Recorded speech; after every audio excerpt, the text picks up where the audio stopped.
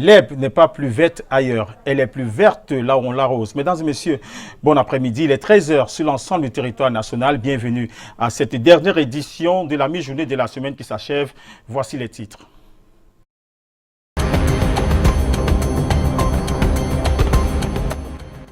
Crise sécuritaire dans les régions du nord-ouest et du sud-ouest. Les populations sont victimes des dégâts collatéraux. Depuis 2016, plus de 200 cas de grossesse non désirée ont été enregistrés, la plupart liés à des viols. Pause ce jour pour les consultations liées au dialogue national. Hier, le chairman du SDF, Nidjon Fundi, s'est entretenu avec le Premier ministre ainsi que plusieurs autres organisations non gouvernementales. L'essentiel de ces propositions, c'est dans cette édition de la mi-journée. Salon artisanal régional du Sud, le ministre des Petites et Moyennes Entreprises, Simon Basilekin, au-delà du lancement de la campagne, a distribué des cartes d'identité professionnelle aux artisans.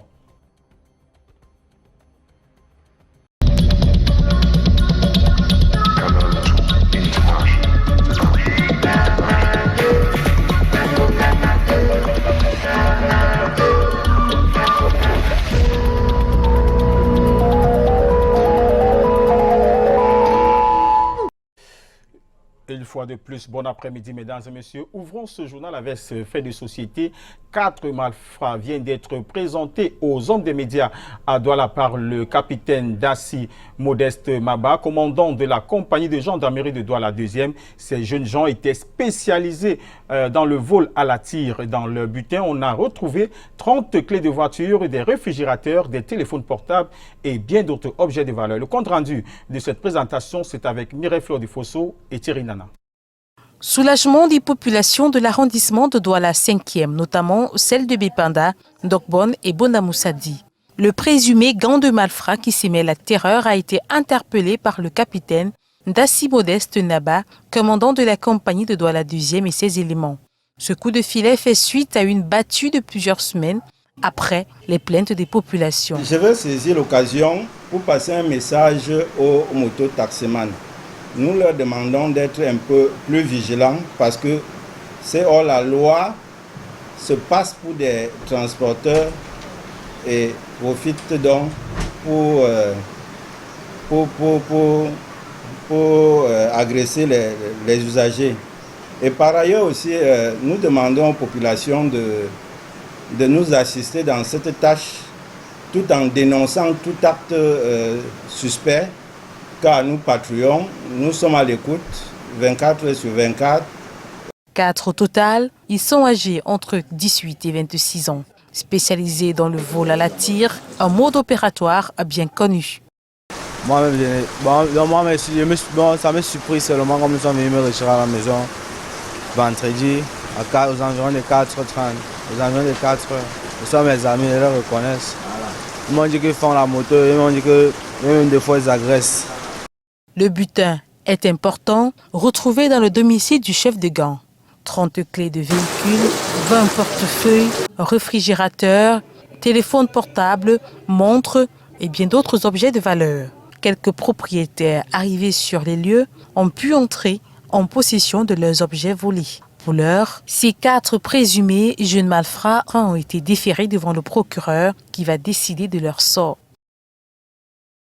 Parlons maintenant de ces dégâts collatéraux liés à la crise dans les zones anglophones. En effet, cette crise affecte les populations des régions du nord-ouest et du sud-ouest. À l'hôpital de Kumbo, plus de 200 cas de grossesse ont été enregistrés. La plupart sont liés à des cas de viol. Le reportage est signé Cathy Moukouri. À l'hôpital Chisson à Kumbo, la crise a eu un impact réel. Selon les autorités du centre de santé, près de 200 grossesses non désirées ont été enregistrées chez les adolescentes depuis le début des conflits. D'après la direction de l'établissement, les jeunes filles en situation délicate viennent de familles extrêmement pauvres, prises dans l'étau de la situation qui prévaut. Dans de nombreux cas, il s'agirait d'agressions sexuelles. À 16 ans seulement, la jeune Mavis est presque à terme, incapable de payer pour le moindre soin. Elle n'a jamais eu le courage de révéler qui est l'auteur de sa grossesse. C'était difficile d'accepter qu'elle est enceinte, car c'est quelqu'un qui ne sortait jamais de la maison. On a été choqués et elle ne parle pas. À chaque fois qu'on lui demande ce qui s'est passé, elle fond en larmes et ne se rappelle de rien. Avec de nombreux cas comme celui-ci où des patients manquent de moyens, depuis 2016, l'hôpital de Chisson comptabilise près de 30 millions de francs CFA de factures impayées. Malgré cet état de choses, l'administration de l'hôpital fait le maximum pour assister les malades. Le nombre de victimes de grossesse indésirée va croissant. Elles n'arrivent pas à prendre soin d'elles et nous devons les aider. Nous n'avons pas les moyens, cependant, nous allons au bout de nos forces. Mais l'élan de générosité pour les malades pourrait s'arrêter, faute de moyens, dans une ville où sévit la crise.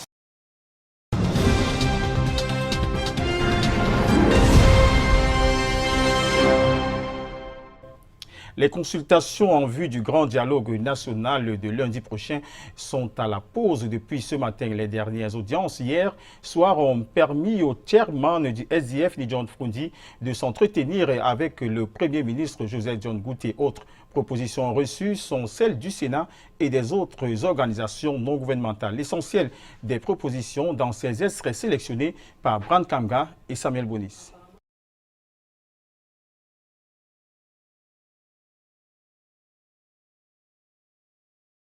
Reviendrons sur ces extraits enregistrés hier à l'immeuble Étoile. Nous poursuivons toujours avec le dialogue social. Les handicapés participeront au grand dialogue national. Ils ont eu ces assurances au sorti de leur rencontre avec le Premier ministre hier à Yaoundé. Rencontre au cours de laquelle ils ont fait des propositions pour la résolution de la crise et le développement inclusif du Cameroun. Ces handicapés ont réuni la presse hier et ont précisé leurs propositions au micro de Vanessa Kamdem et de Lutin Djemou. La contribution des personnes handicapées au dialogue national se résume en 3 points. Leur participation aux activités de la nation, la prise en compte du facteur handicap dans les politiques publiques et la ratification de la Convention des Nations Unies relative aux personnes handicapées. Des propositions qui ont été présentées au Premier ministre dans le cadre des consultations préparatoires au dit dialogue. Le chef de l'État ayant évoqué des notions comme débat inclusif, des notions comme cohésion sociale, des notions comme vivre ensemble, nous nous sommes sentis interpellés au premier chef parce que les personnes handicapées vivent véritablement en marge de notre société. Donc, en allant rencontrer le Premier ministre, nous avons résumé nos problèmes en 3 points, qui sont des points essentiels, qui, s'ils sont résolus, toutes les personnes handicapées, quel que soit leur handicap, devraient ressentir des améliorations. Les handicapés qui se considèrent comme les parents pauvres du vivre ensemble subissent 2 fois plus les affres de la crise dans les régions anglophones du Cameroun. Avec la crise qui se passe, les personnes handicapées ne peuvent pas fuir. Les sourds-muets courent plutôt vers celui qui est en train de tuer. Donc vous comprenez que les personnes handicapées sont au premier chef concerné. L'appel au dialogue lancé par le président Paul Biya représente pour eux une lueur d'espoir.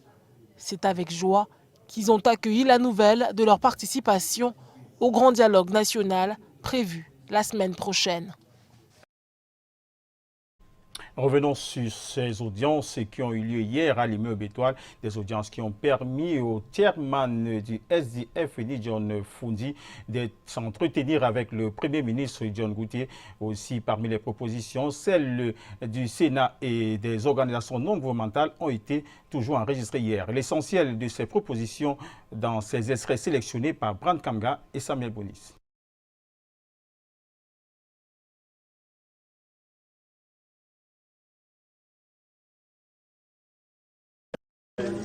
Came today with my team to meet the Prime Minister. Je suis venu aujourd'hui avec mon équipe rencontrer le Premier ministre pour les consultations du dialogue national. Nous avons eu des menaces de ne pas venir ici. Depuis 1999, j'ai été battu et séquestré, mais je me tiens toujours pour parler au peuple. Si mon point de vue n'est pas pris en compte, qu'ils le disent à voix haute. C'est pour cela que nous sommes ici aujourd'hui, pour que nous puissions échanger et donner nos points de vue sur comment nous pensons que le Cameroun peut grandir. Parlant de la réunion en salle de conférence, je ferai un mot d'ordre et nous souhaitons que ceci porte nos impressions et ce que nous pensons que le Cameroun devrait être.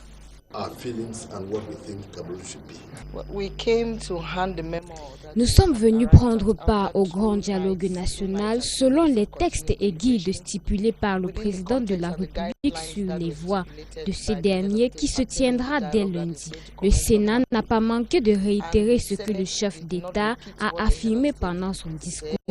Nous en avons donc débattu pendant 2 jours et arrivé à des délibérations.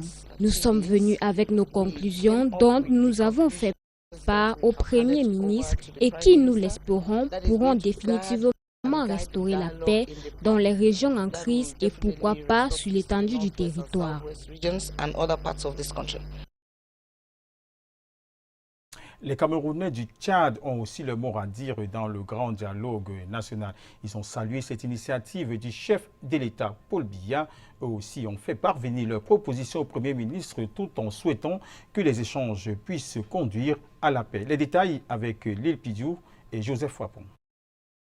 Elle n'a pas que décrié la situation d'instabilité dans les régions du nord-ouest et du sud-ouest. La diaspora camerounaise du Tchad s'est mobilisée pour le financement du plan d'assistance humanitaire d'urgence en faveur de cette population vulnérable, initié en 2018. Aujourd'hui encore, cette diaspora salue l'initiative du chef de l'État dans la résolution de cette crise sociopolitique, le grand dialogue national. Ça fait 3 ans que le NOZO, la zone anglophone, le sud-ouest et le nord-ouest, est véritablement en état trouble. Il est question que véritablement qu'on puisse trouver des solutions pour régler cette situation. On est tous frères, on appartient à un seul pays, il n'y a qu'un seul Cameroun. Nous entrevoyons d'une part la résolution de la crise anglophone dans les prochains mois et d'autre part l'amélioration du cadrage sociopolitique et économique du Cameroun. Pour marquer leur participation à ce grand rendez-vous annoncé par le chef de l'État au Palais des Congrès de Yaoundé à partir du 30 septembre prochain, des dispositions ont été prises à l'ambassade du Cameroun au Tchad pour recueillir les propositions des uns et des autres. Nous avons signé un communiqué leur expliquant comment participer, à savoir transmettre directement leurs contributions auprès des services du Premier ministre ou bien les déposer ici à l'ambassade pour transmission. Il ne reste plus qu'au Premier ministre Joseph John Gouté de conduire à bien cette grande palabre nationale pour qu'au finish, cette paix tant désirée soit effective.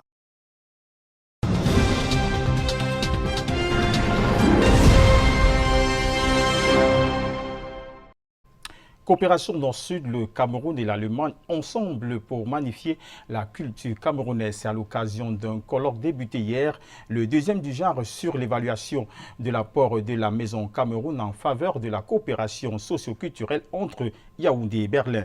L'événement a drainé du beau monde. Outre de nombreux chefs traditionnels, le ministre Célestine Ketchakourtes a rehaussé de sa présence cette rencontre, comme nous le montrent Yanis Kamga et Serge Alain Zebou. Le tout en un de la culture camerounaise est représenté ici.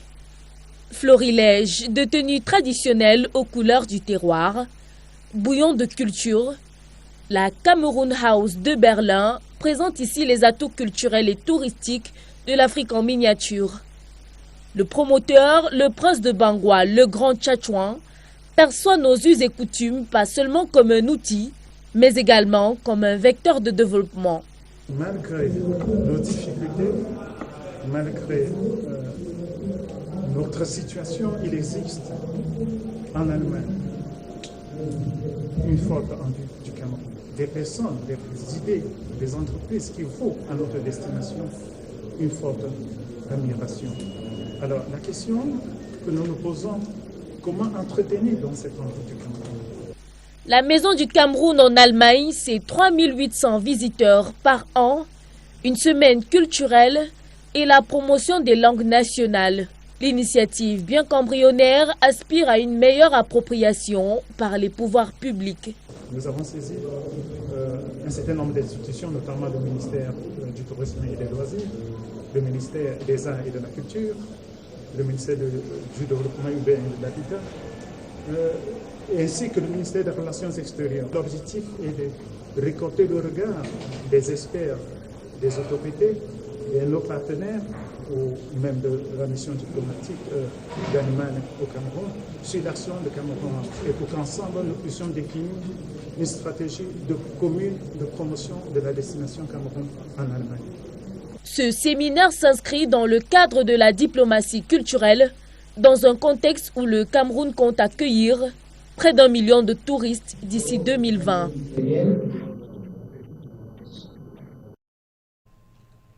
Plus de 1000 déplacés internes reçoivent actuellement au lycée polyvalent de Bonabéry, c'est à Douala, des produits de première nécessité, des matelas, des couvertures, papier hygiénique et bien d'autres objets. La cérémonie est présidée par Paul Atangandi, ministre de l'administration territoriale. Sur place, nous avons nos reporters Lille Piediou et Marius Kosso qui nous apportent plus de détails sur ce don du chef de l'État.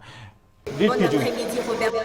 Bon après-midi à tous les téléspectateurs de Canal 2 International. Nous sommes au lycée polyvalent de Bonabéry pour la cérémonie officielle de remise des kits aux déplacés internes de la région du Nord-Ouest et de la région du Sud-Ouest. Ils sont plus de 1000 à recevoir des kits constitués de matelas, de couvertures, savon, huile, le nécessaire pour survivre pendant quelques jours. Une cérémonie qui sera présidée par Paul Atangandi, le ministre de l'administration territoriale. Nous sommes dans l'arrondissement de Douala, à 4e. Vous aurez certainement plus d'informations au 19h50. Le lycée polyvalent de Bonabéry, Lille Piediou pour Canal 2 International. Merci Lille Piediou. Poursuivons cette édition de la mi-journée avec ce séminaire sur l'agro-business qui a eu lieu hier à Yaoundé, organisé par l'ambassade du Brésil au Cameroun. Au cours de ce séminaire, il a été question de partager l'expérience de ce pays d'Amérique latine dans l'agro-business dans un contexte marqué par la volonté des autorités camerounaises à développer la production agricole nationale et à accroître la transformation. Compte rendu de Justin Pierre Essonneau et de Serge Alain-Zébou. Crue d'intérêt du Brésil pour le secteur agricole camerounais. C'est tout l'objet d'une rencontre à Yaoundé entre l'ambassade de ce pays et la Chambre d'agriculture, des pêches, de l'élevage et des forêts. La brésilienne IBSS Agronomie partage ici l'expérience dans l'agrobusiness. Convaincue qu'elle est que le Brésil a des points communs avec le Cameroun dans le domaine de la production alimentaire. Il faut qu'on profite de ça, que l'Afrique profite de ça, que le Cameroun, que nous avons tellement un climat très proche, très similaire, les sols sont toujours les mêmes. Donc pourquoi ne pas utiliser ces connaissances? C'est-à-dire qu'il faut lui profiter tout de suite parce que la technologie c'est comme ça.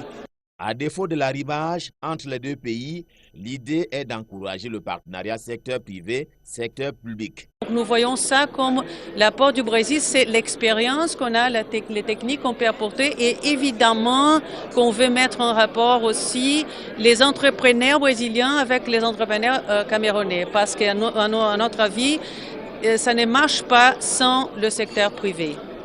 Un séminaire, mais pas comme les autres.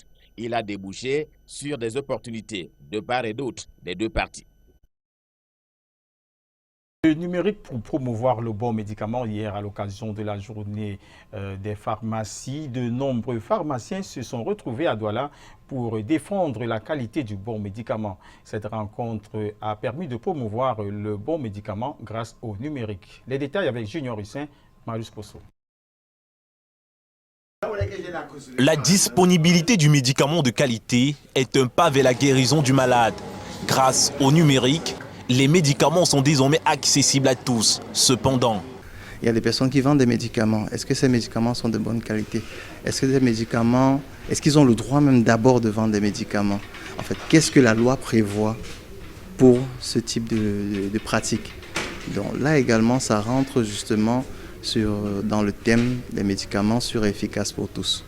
La mutuelle des pharmaciens du Cameroun veut, à travers cette initiative, dénoncer les médicaments de la rue, véritable danger pour la santé humaine. Il est question pour nous ici d'assurer la disponibilité du médicament sûr et efficace pour le patient.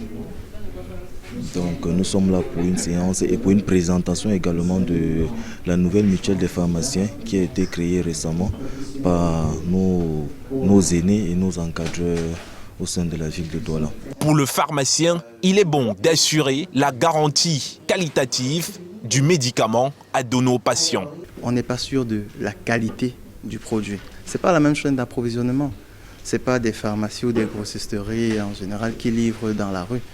La rue a son circuit qui est un circuit non contrôlé. Bon, puisque c'est non contrôlé, on ne peut pas savoir si le médicament est efficace ou pas. L'occasion de cette rencontre ici à l'IFC de Douala a permis aux différents pharmaciens de découvrir leur mutuelle, un outil nécessaire pour leur émancipation. Toujours en santé, presque un mois après la rentrée scolaire, il y a des enfants qui sont encore dans les domiciles à cause de la rareté des écoles et des encadreurs spécialisés. Eux, ce sont les enfants autistes souffrant de trisomie 21 et d'infirmité motrice cérébrale. C'est pourquoi les ONG et associations se mobilisent pour appeler le gouvernement à les soutenir dans la création des centres de prise en charge spécialisés. Les détails avec Mireille Flore Defosso et Marius Kosso. Les enfants différents ont aussi besoin d'aller à l'école. Ils sont pour certains autistes, IRM et trisomiques pour d'autres. Je m'appelle Ethan Lodel.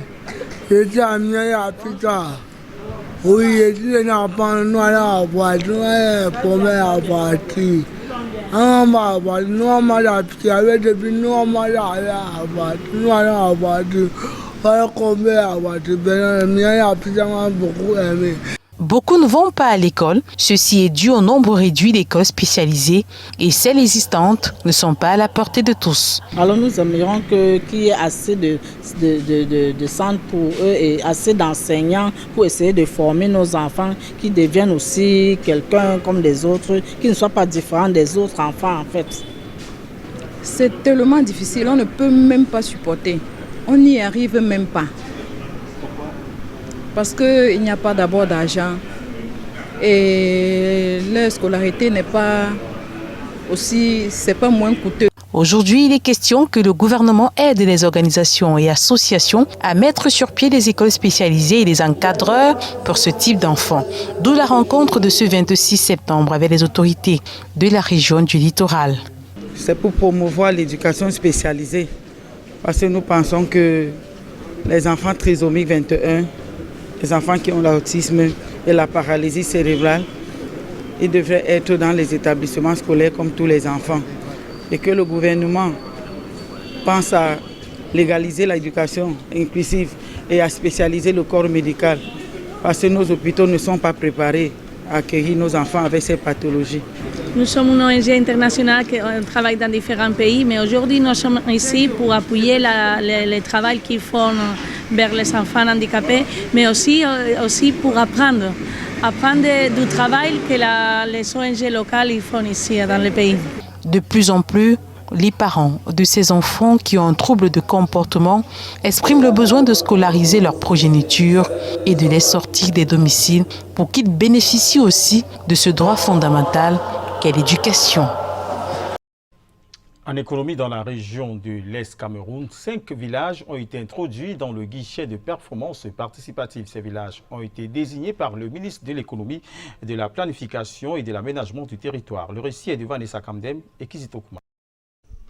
5 villages communautaires de Ngoura dans la région de l'Est viennent d'être introduits dans le guichet performance participatif. Ces villages, désignés par le ministère de l'Économie, de la Planification et de l'Aménagement du territoire, ont réalisé de bonnes performances durant l'année. Garga Sarali est le meilleur des 5. Je suis très content, très émouvant de ce prix que je viens d'avoir devant autant de villages que nous avons dans l'arrondissement de Ngoura. Pour atteindre ce but, il a fallu beaucoup de courage et aussi il y a trop de handicaps qu'il y a au niveau du village parce que ce n'est pas toutes les personnes qui acceptent d'œuvrer. Le choix des meilleurs a été fait à l'issue des tournées effectuées par différents comités dans les villages candidats. Les sous-préfets étaient mis à contribution, variant entre 150 et 500 000 francs CFA. Les primes guichet performance promeuvent la transparence dans la gestion des recettes communales. Je suis satisfaite de l'engouement que j'ai observé au niveau des villages, au niveau des communautés. Les villages ont été évalués sur deux principaux axes, le fonctionnement des comités de concertation et le fonctionnement des comités de gestion. Il faut que les populations prennent en charge leur propre développement. Les villages qui n'ont pas été sélectionnés pourront toujours tenter leur chance en 2020. Les équipes qui sont déployées à Ngoura comptent créer des comités de concertation et de gestion dans toute la région de l'Est pour plus de transparence dans la gestion des fonds communaux dans les villages.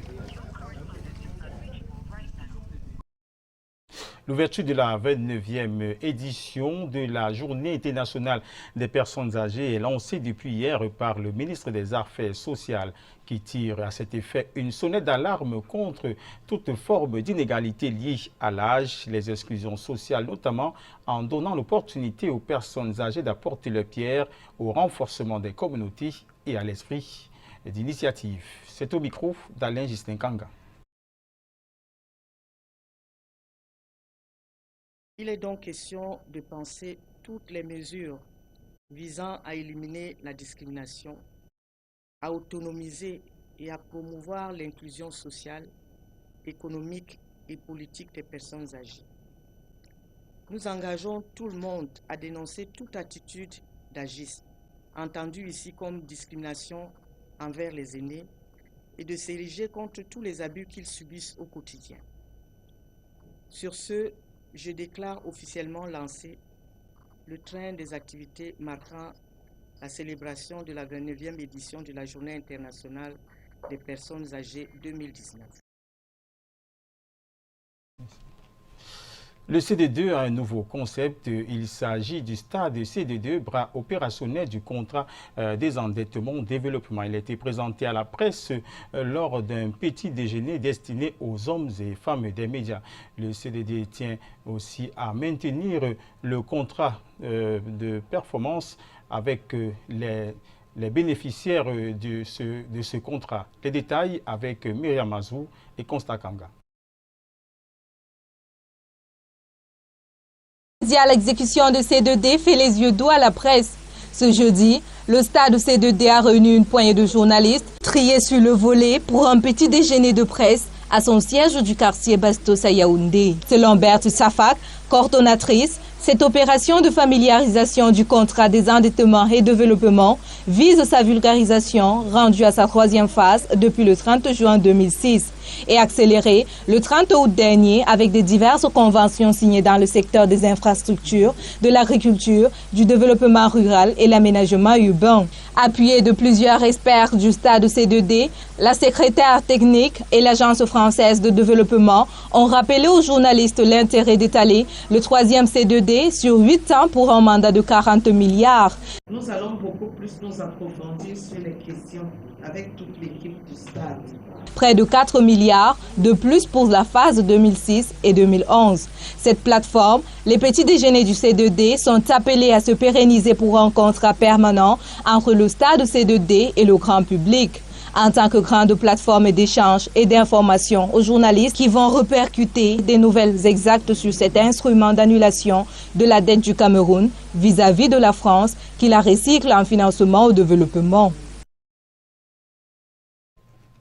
Le salon régional de l'artisanat du Sud 2019, les cartes d'identité pour les artisans. Le ministre des Petites et Moyennes Entreprises, de l'économie sociale et de l'artisanat, Simon Basile-Kintroa, vient de procéder au lancement de la campagne nationale de remise des cartes d'identité professionnelle aux artisans. Une reconnaissance de l'État du statut d'artisan fait à marge du salon régional de l'artisanat au village artisanal de Bolova. Les détails avec Ambroise Fogui.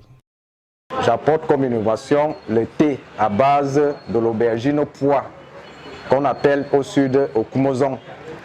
Il n'y a pas que du raffinement dans la présentation des formes et de l'expression de la beauté d'objets ayant une valeur esthétique et culturelle dans le Sud. Cette année 2019, le Salon régional de l'artisanat est si spécial que le ministre des Artisans Intutu Personné a effectué le déplacement du village artisanal d'Ebolova. Désormais, il représente 21% de notre PIB. Nous travaillons donc sans relâche pour améliorer les conditions de vie de nos artisans. Des expositions, d'abord pour se faire connaître du grand public consommateur et capitaliser les nombreuses opportunités d'emploi dans les plus de 200 métiers des 3 artisanats d'art, de production et de services. Un artisan créateur est nourri, mais pas à son juste prix. Nous n'avons pas encore les appuis réels pour faire travailler un artisan pour qu'il se déploie dans sa grande forme. 60 artisans ici en compétition, mais seulement 40 seront retenus pour représenter le Sud au Salon international de l'artisanat de Yaoundé en 2020. Nous allons à ce salon prétendre à rentrer avec l'un des meilleurs prix internationaux. Au-delà du Salon régional de l'artisanat, voici lancée depuis Ebolova la campagne nationale de distribution de cartes d'identité professionnelle aux artisans. Certains d'entre eux, précisément 20, recevront aujourd'hui de vos mains les premières cartes des artisans. Et ça met se prépare. Une reconnaissance par l'État de la qualité d'artisan.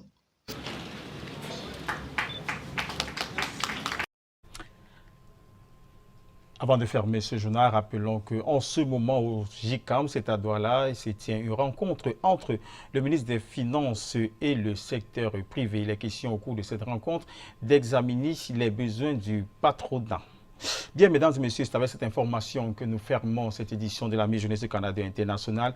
Merci de nous avoir suivis. Restez côtiers à nos programmes. Bon après-midi à vous.